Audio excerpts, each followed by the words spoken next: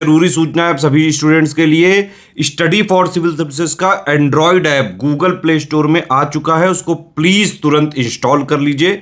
और अगर आप स्टडी फॉर सिविल सर्विसेज के सिर्फ ऐप से कोई भी कोर्स, कोई भी पीडीएफ परचेस करते हैं तो उसमें अप्लाई कूपन, अगर आप ज्ञान सर जो है आप उसमें अप्लाई करते हैं, ये कूपन कोड है, तो उसमें 20% फीस तुरंत माफ हो जाएगी। मतलब 20% डिस्काउंट तुरंत उसमें लग जाएगा। ज्ञान सर लिखना है, नॉर्मली ज्ञान सर स्मॉल लेटर में है सब कुछ, कोई स्पेस नहीं, कोई कॉलम नहीं, सिर्फ ज्ञान सर, GYANSIR। इस तरह से अगर कूपन कोड लगाते हैं आप ऐप में बाई करने से पहले, जो अप्लाई कूपन वाले में आता है, तो 20% का डिस्काउंट तुरंत मिलेगा। वीडियो देखिए। नमस्कार दोस्तों, ये है ROAR और UPPSC के लिए जीएस का फुल लेंथ टेस्ट के मिसलेनियस क्वेश्चन कि मैं सेक्शन वाइज टेस्ट की प्रैक्टिस इसमें कराऊंगा आपको। मिसलेनियस से कैसे सवाल पेपर में आते हैं, एकदम रियल पेपर जैसा ये है, लेटेस्ट ट्रेंड पैटर्न के साथ। तो अपने मिसलेनियस पेपर का एनालिसिस कर लीजिए। देखिए 20 से 25 सवाल तक मिसलेनियस से आते हैं, अगर मैं बजट को भी इसमें इंक्लूड कर दूँ। ठीक है, 2011 का सेंसस यूपी का, इंडिया का, forest data, mineral data, agriculture data, life stock census, और भी जो वेरियस रिपोर्ट्स होती हैं नीति आयोग वगैरह की, और यूपी बजट वगैरह। ठीक है, तो आइए इसको देखते हैं। मिसलेनियस का बहुत अच्छा आइडिया लग जाएगा और मिसलेनियस से आप बहुत कम पढ़ के ज़्यादा नंबर ला सकते हैं। तो कैसे, आइए इसको देखते हैं।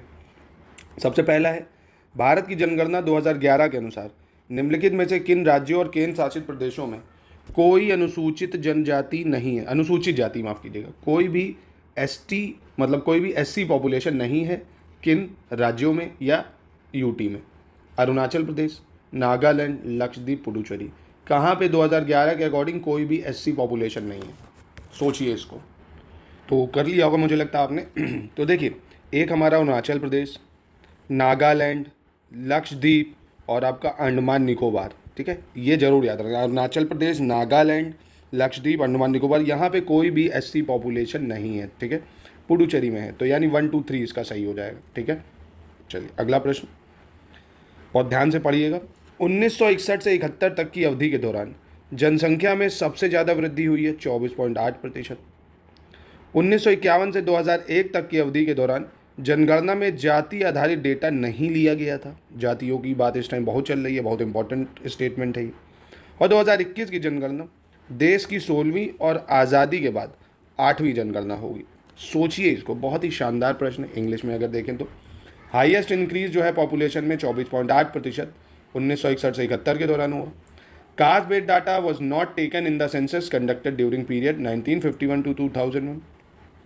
और सेंसस 2021 जो होगा वो 16वां होगा और आज़ाद भारत का 8वां होगा। सोचिए ज़रा। तो देखिए, सबसे पहले अगर बात करें 1961 से 1971 में, तो ये सबसे ज़्यादा वृद्धि वाला समय रहा था। इसको जरूर याद रखना, सबसे ज़्यादा वृद्धि इसी में हुई थी। तो ये स्टेटमेंट आपको एकदम रटनी है कि पॉपुलेशन में सबसे ज़्यादा वृद्धि 1961 से 71 में हुई थी, 24.8%। और जाति आधारित डाटा नहीं लिया गया था 1951 से 2001 नहीं, 2011 तक। अभी तक हमने जाति आधारित डाटा लिया कहाँ? कास्ट बेस्ड सेंसस पूरे भारत में नहीं हुआ भाई। ये तो भारत को तोड़ने वाली बात हुई। ऐसे ही हम बटे पड़े और इसमें बांटे। तो ये जो राज्य कर रहे हैं ना कास्ट बेस्ड सेंसस, ये अपनी पॉलिटिक्स के लिए और देश को गर्त में ले जा रहे हैं और समाज में डिवीजन क्रिएट कर रहे हैं।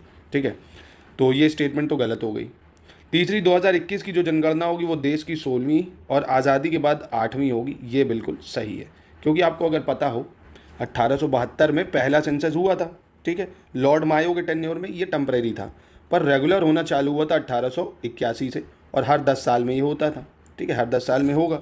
तो ये हुआ था लॉर्ड रिपन के टेन्योर में। तो यहाँ से आप जोड़ोगे अगर 81 से, तो देखोगे जो 2021 का होगा वो 16वां होगा। और आज़ादी के बाद यानी 1947 के बाद से पहला सेंसस जो है आज़ादी के बाद कब होगा? 1951 में होगा, है ना। तो 1951 से अभी देखोगे तो 8वां ही निकलेगा। ठीक है, तो बिल्कुल सही है, पहला और तीसरा स्टेटमेंट सही है, दूसरा स्टेटमेंट गलत है। ठीक है, 73 नंबर प्रैक्टिस करिए।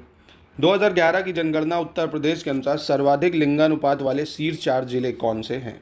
Select the correct sequence of top 4 district with highest sex ratio as per 2011 census. ठीक है, आजमगढ़, जौनपुर, देवरिया, प्रतापगढ़, इन्हीं में से आपको आगे पीछे सेट करना है। तो इसका अगर एक भी आपको पता होता है, यूपी सेंसस मैंने पूरा डाल रखा है, आपने वीडियो देख लेना, प्लेलिस्ट बना रखी है। यूपी सेंसस और भारत के सेंसस के टॉप 260 MCQ डालें, उसी में से आपको मिल जाएगा। उत्तर प्रदेश में जो सबसे ज़्यादा सेक्स रेशियो है वो है जौनपुर का। जौनपुर का कंट्रोल लेने आए तो जौनपुर का है। उसके बाद आजमगढ़, देवरिया, प्रतापगढ़। ठीक है, तो ये 4 है, टॉप 4। ठीक है, जिनमें से जौनपुर नंबर 1 पे रहेगा। ठीक, भूलिएगा मत। चलिए आगे बढ़ते हैं। अगला क्या कह रहा है, 2011 की जनगणना उत्तर प्रदेश 2011 की जनगणना के अनुसार उत्तर प्रदेश सर्वाधिक दशकीय जनसंख्या वृद्धि दर वाले शीर्ष 2 जिलों का चयन करना है। यूपी में सबसे ज़्यादा डिकेडल ग्रोथ कौन से 2 जिलों में हुई है ये बताना है। गौतम बुद्ध नगर और श्रावस्ती, गौतम बुद्ध नगर और बहराइच, गौतम बुद्ध नगर गाज़ियाबाद, गौतम बुद्ध नगर बलरामपुर। तो सबसे ज़्यादा ग्रोथ कहाँ हुई है, ये हुई है आपकी गौतम बुद्ध नगर और गाज़ियाबाद में, जो सबसे ज़्यादा डिकेडल ग्रोथ रेट है। एक तो गौतम बुद्ध नगर है नंबर 1 पे, नंबर 2 पे गाज़ियाबाद आ जाता है, नंबर 3 पे श्रावस्ती आता है, नंबर 4 पे बहराइच आ जाता है, ठीक है, और 5 पे बलरामपुर। ये टॉप 5 हैं, पूछे तो याद रखना, ठीक है। सेक्स रेशियो के हिसाब से जौनपुर, आजमगढ़, देवरिया, प्रतापगढ़, और ग्रोथ रेट के हिसाब से गौतम बुद्ध नगर, गाज़ियाबाद, श्रावस्ती और आपका बलरामपुर, ठीक है। चलिए नेक्स्ट देखते हैं हम। अब ये कृषि डाटा पे बेस्ड सवाल है, लेटेस्ट एग्रीकल्चर डाटा है 2023, इस साल भी यही आपके एग्जाम में आएगा।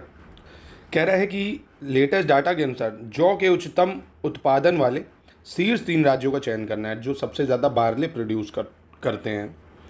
राजस्थान, गुजरात, यूपी, एमपी और महाराष्ट्र। इसमें कौन है टॉप 3, ठीक है। तो बहुत आसान है, अगर आपने एग्रीकल्चर डाटा पढ़ा होगा तो पता होगा सबसे ज़्यादा बारले जो है जौ राजस्थान उगाता है, उत्तर प्रदेश दूसरे नंबर पे आता है और फिर तीसरे नंबर पे आता है मध्य प्रदेश, ठीक है।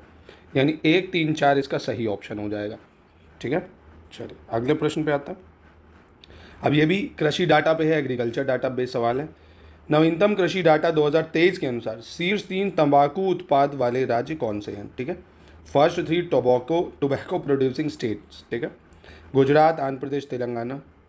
आंध्र प्रदेश, गुजरात, तमिलनाडु। तेलंगाना, आंध्र प्रदेश, उत्तर प्रदेश, या गुजरात, आंध्र प्रदेश, उत्तर प्रदेश। तो टोबैको की खेती पोर्तुगीज़ लाए थे हमारे भारत में, सबसे ज़्यादा होता है गुजरात में, फिर आंध्र प्रदेश, फिर यूपी, ठीक है। गुजरात, आंध्र प्रदेश, यूपी, याद रखिएगा इसको।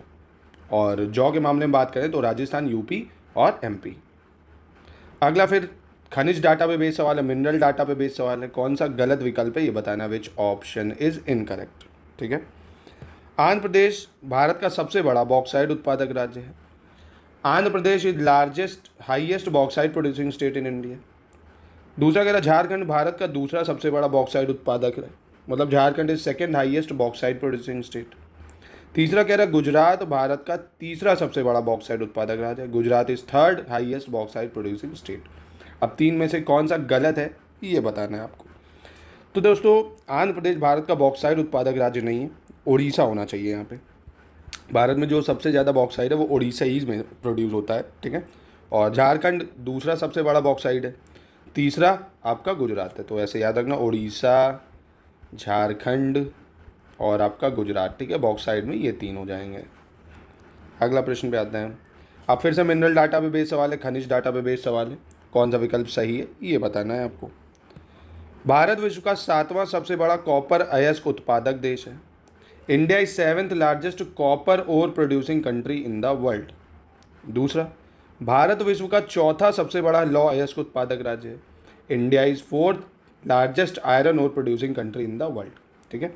अब इनमें से कौन सा सही है ये बताना है आपको। तो देखिए दोनों स्टेटमेंट ही बिल्कुल करेक्ट है यहाँ पे, कि भारत 7वें नंबर पे आता है कॉपर ओर प्रोड्यूसिंग में और 4थे नंबर पे आता है आयरन ओर प्रोडक्शन में, ठीक है। तो दोनों स्टेटमेंट बिल्कुल इसकी सही हो जाएंगी। 79 देखते हैं। 17वीं उत्तर प्रदेश वन सर्वेक्षण रिपोर्ट 2021 के संबंध में सही विकल्प का चयन करना है। 17th फॉरेस्ट रिपोर्ट के संबंध में कौन सा ऑप्शन सही होगा। उत्तर प्रदेश राज्य में वन आवरण जो है वो कितना है, 14,817.89 वर्ग किलोमीटर। उत्तर प्रदेश राज्य में वन आवरण 18.24 वर्ग किलोमीटर की वृद्धि हुई है। इंग्लिश में कहें तो the forest cover in state of UP has been recorded 14,817.89 square kilometre. An increase of 18.24 square kilometre has been recorded in forest cover in the state of UP, ठीक है। कौन सा सही होगा यहाँ पे ये आपको पहचानना होगा।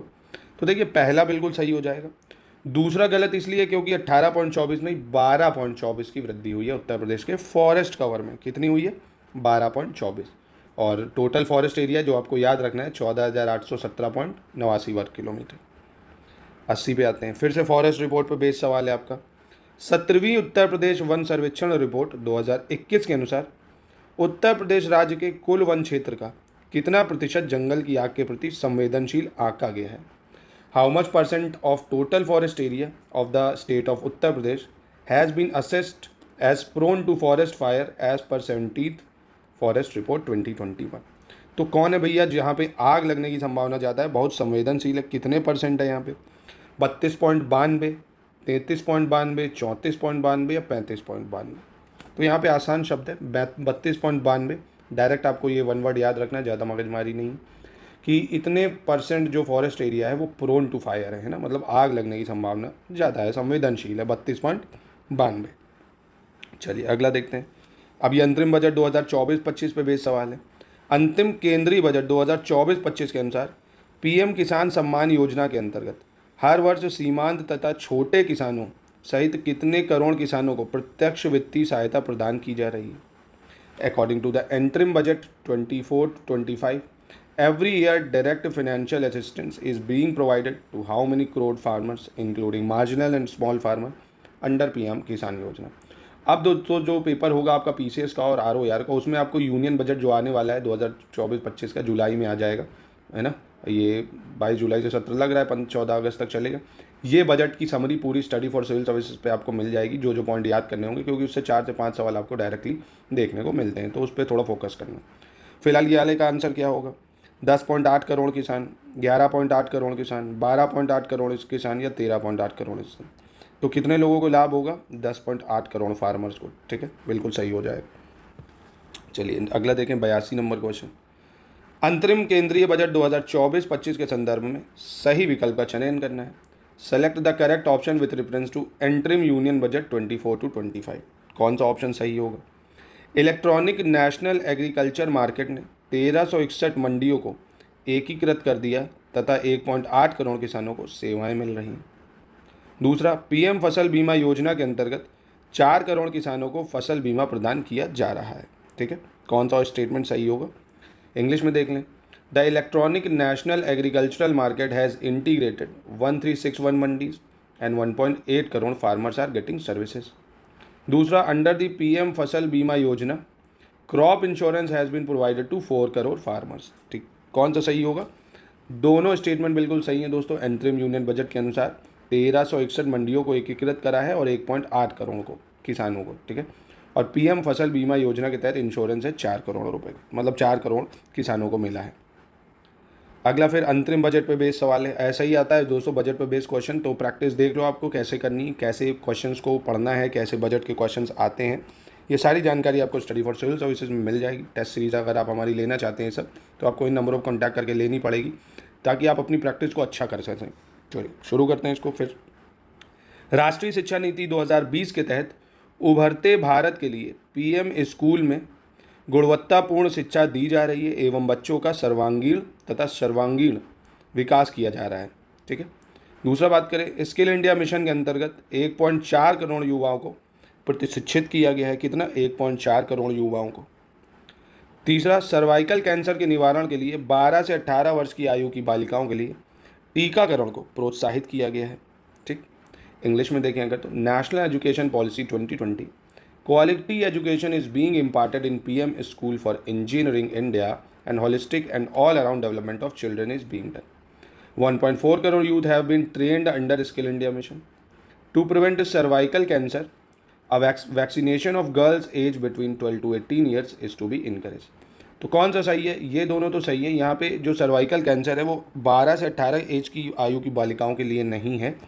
9 से 14 वर्ष की जो बालिकाएँ हैं, इस लड़कियाँ हैं, उनको ये वैक्सीनेशन दिया जाएगा। बाकी ये दो स्टेटमेंट बिल्कुल सही हो जाएंगे कि 1.4 करोड़ यूथ ट्रेन हो रहे स्किल इंडिया मिशन के अंतर्गत, यानी पहला दूसरा सही हो जाएगा। ठीक है। अब इसमें से आपको गलत का चयन करना है, विच ऑप्शन इज इनकरेक्ट। प्रधानमंत्री सूर्योदय योजना के तहत रूफटॉप सोलर सिस्टम योजना लगाने से 1 करोड़ परिवार हर महीने 500 यूनिट तक मुफ्त बिजली पा सकेंगे। ठीक, और दूसरा क्या कह रहे हैं? प्रधानमंत्री सूर्योदय योजना 26 जनवरी 2024 को लखनऊ में 73वें गणतंत्र दिवस पर माननीय प्रधानमंत्री के संकल्प के अनुसरण में लाई गई है। कौन सा सही है स्टेटमेंट, ये बताना है। तो दोनों ही स्टेटमेंट यहाँ पे गलत हो जाती हैं। कारण क्या है दोनों के गलत होने का? बहुत आसान है कि यहाँ 500 यूनिट नहीं 300 यूनिट बिजली मिलेगी। कितनी? 300 यूनिट फ्री बिजली मिलेगी, पहली चीज़। और दूसरी स्टेटमेंट क्यों गलत है 84 वाली? मतलब 26 जनवरी 2024 को नहीं करा था, ये 22 जनवरी 2024 को करा था। और 73वें गणतंत्र दिवस में नहीं, राम मंदिर का जो उद्घाटन था राम मंदिर के दौरान, उस दौरान किया गया था, है ना। तो इसको भी आपको याद रखना, सूर्योदय योजना पूछ सकता है। तो दोनों स्टेटमेंट यहाँ पे गलत हो जाती हैं। चलिए अगले प्रश्न पे आते हैं। बुनियादी पशुपालन सांख्यिकी 2023 के संबंध में सही विकल्प चुनना है। Choose the correct option regarding basic animal husbandry statistics. Bharat में प्रति व्यक्ति दूध की उपलब्धता 459 ग्राम प्रतिदिन तक पहुंच गई है। भारत में प्रति व्यक्ति अंडे की उपलब्धता 101 अंडे प्रति वर्ष पहुंच गई है। और ऊन उत्पादन की वार्षिक वृद्धि दर की दृष्टि से सर्वाधिक वार्षिक वृद्धि दर राजस्थान में दर्ज की गई है। ठीक है, अब इंग्लिश में देख लेते हैं। Per capita availability of milk in India has been reached 459 gram per day. Per capita availability of eggs in India reached 101 eggs per year. और in terms of annual growth rate of wool production, highest annual growth rate recorded in Rajasthan. ठीक है, कौन सा सही होगा ये बताना है आपको। तो देखिए पहली और दूसरी स्टेटमेंट तो सही है कि भारत में जो प्रति व्यक्ति दूध है वो 459 ग्राम है और प्रति व्यक्ति अंडे की उपलब्धता 101 अंडा प्रति वर्ष है। मतलब एक साल में एक आदमी 101 अंडा खाता है। ठीक है, अब हम जैसे लोग तो एक भी नहीं खाते हैं भाई, हम लोग वेजिटेरियन आदमी, नहीं तो खाने वाले 10-10 एक दिन में खाते हैं, तो महीने ही में 300 खा जाते हैं। तो ये एवरेज है कि प्रति व्यक्ति अंडा 101 खाया जाता है। ठीक है, तीसरा जो ऊन उत्पादन की वार्षिक जो वृद्धि है उसकी दृष्टि से सर्वाधिक दर राजस्थान का, ये गलत हो जाएगा क्योंकि यहाँ अरुणाचल प्रदेश आना चाहिए। ऊन उत्पादन में कौन है? अरुणाचल प्रदेश, वार्षिक वृद्धि दर के हिसाब से। ठीक है, तो ये स्टेटमेंट थी गलत, बाकी पहली दूसरी बिल्कुल थी सही। 86 फिर देखो 17वीं भारत राज्य वन रिपोर्ट है। तो देखो फॉरेस्ट रिपोर्ट भारत की भी आती है, फॉरेस्ट रिपोर्ट यूपी की भी आती है, आपको ये पढ़ना पड़ेगा। मिसलेनियस में फिर से बता दे रहा हूँ, यूपी सेंसस, इंडिया का सेंसस, फॉरेस्ट रिपोर्ट यूपी की, इंडिया की लाइवस्टॉक डाटा, मिनरल डाटा हो गया। ठीक है, और यूनियन बजट वगैरह है, यूपी का बजट है, इन सबको मिला के आपको 15 से 20 सवाल देखने को डायरेक्ट मिलेंगे, आसान होते हैं। आपके हिस्ट्री में बहुत रट्टा मारना पड़ेगा, भूलेंगे, क्वेश्चन गलत होने के चांसेस है, यहाँ पे नहीं होंगे इतने चांसेस। कह रहा 17वीं भारत राज्य वन रिपोर्ट के अनुसार वन आवरण के उच्चतम क्षेत्रफल वाले शीर्ष 3 राज्य कौन से हैं? ठीक है, 17th इंडियन फॉरेस्ट रिपोर्ट के अनुसार फॉरेस्ट कवर के टॉप 3 स्टेट्स बताने हैं आपको। तो इसका आपको अगर एक भी पता होगा तो आप आराम से बता ले जाओगे।